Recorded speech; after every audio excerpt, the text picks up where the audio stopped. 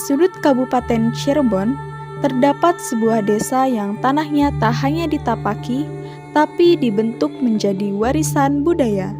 Selamat datang di Desa Sitiwinangun, desa gerabah yang bertutur lewat tanah.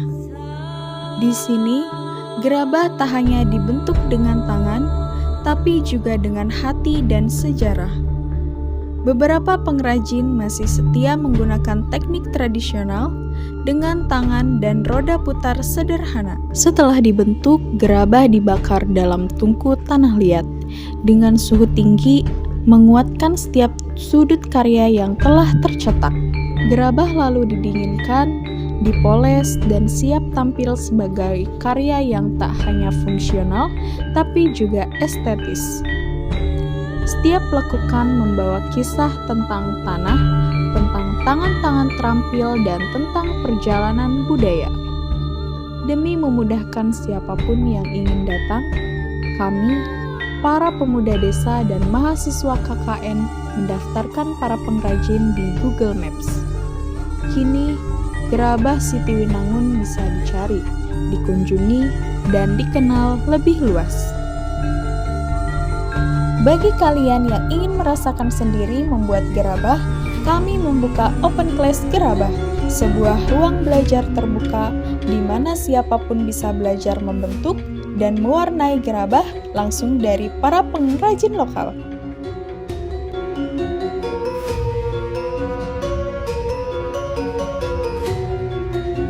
Dengan kerjasama warga, pengrajin, dan generasi muda, Sitiwinangun terus tumbuh sebagai desa wisata edukasi yang ramah, kreatif, dan terbuka untuk dunia.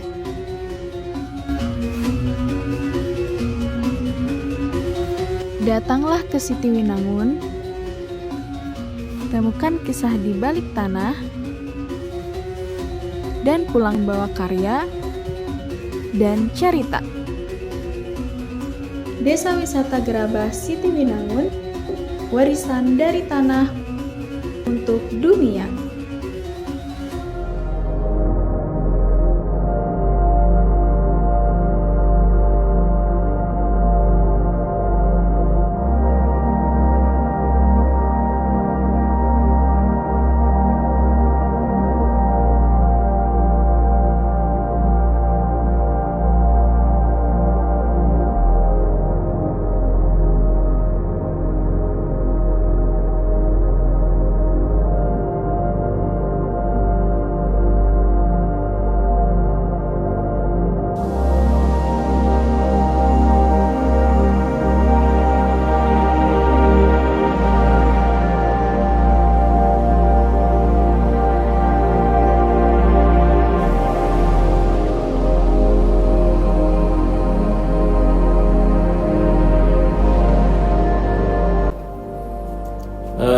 Kita sudah melakukan beberapa inovasi untuk para pengrajin, terutama untuk intensifikasi para pengrajin, yaitu berupa pengembangan baik dari segi pelatihan, desain, alat bantu untuk membuat gerabah maupun semua yang prasarana pendukung. Ada beberapa hal kita berusaha bergabung atau meminta bantuan baik dari dinas terkait maupun dari kalangan akademisi. Sebenarnya gerabah ini udah lama, jadi kita itu tinggalan orang tua, jadi turun temurun ya, dari sesepuh kita yang sampai sekarang.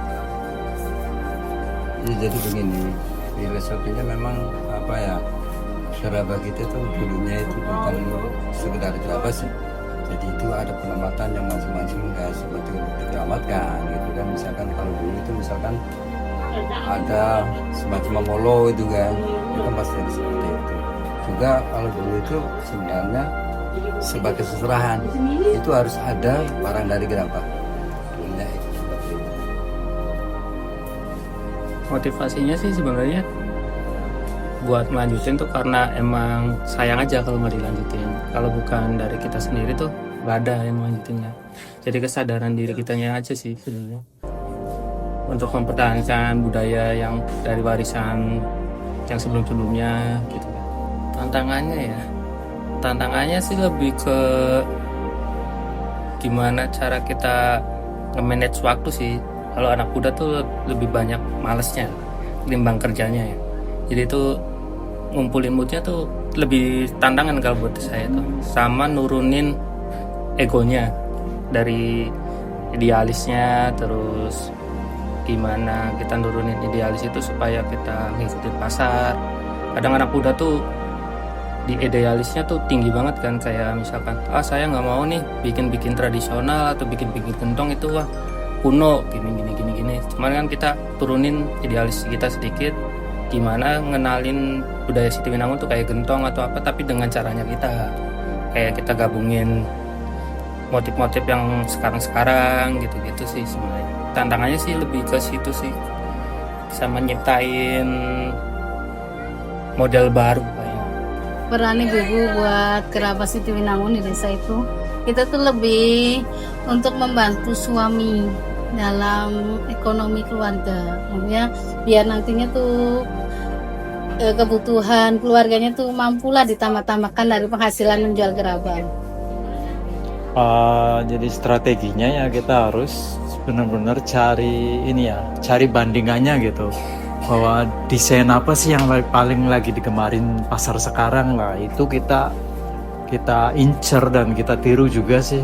Dengan gaya-gaya seperti itu kita modif sedikit gitu. Kita nggak meniru produknya persis harus seperti itu kan, tapi kan kita lebih condong ngelihat pasar yang lagi trendingnya itu apa gitu. Nah itu salah satu terobosan buat kita untuk bisa menyesuaikan pasar yang benar-benar lagi digemarin gitu. Nah itu dari situ nanti juga ada pangsa meningkatnya gerabah kita menembus untuk pasar yang lagi digemari sekarang gitu. Jadi kita jangan bosan-bosan cari inovasi lewat baik itu medianya lewat HP atau lewat medsos itu, atau lewat gambar-gambar yang patut kita tiru itu laku keras ya kita tiru itu. Ya, berangkat dari awalnya itu sejarahnya gerabah kan dari Mbak Bui Kebagusan, pendiri desa Sitiwinangun termasuknya Mbak ya. Beliau punya anak yang bernama Mbak Bui Jagabaya. Beliau yang berpikir, berdoa, bermunajat supaya anak cucunya bisa makan. Bagaimana caranya? Setelah berdoa, bermunajat, ambil satu titik kesimpulan bahwa dalam hal ini membuat karya dari tanah liat akan bisa menghasilkan makan.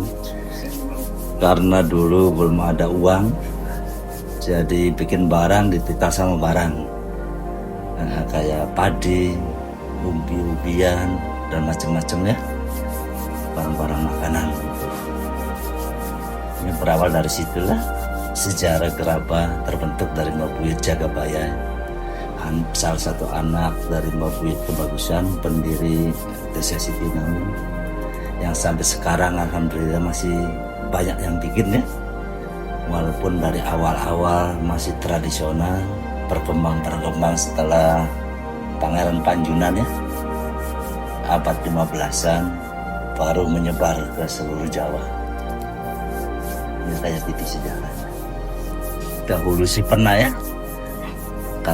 konon katanya kalau mau bikin gerabah harus keliling makam Mbak Bui Jagabaya. Ada yang 3 kali, ada yang 7 kali tanpa bernapas. Kalau pengennya bikin barang yang besar, bawa batu yang besar kelilingnya. Kalau yang kecil, bawa barang yang kecil. Kayak gitu.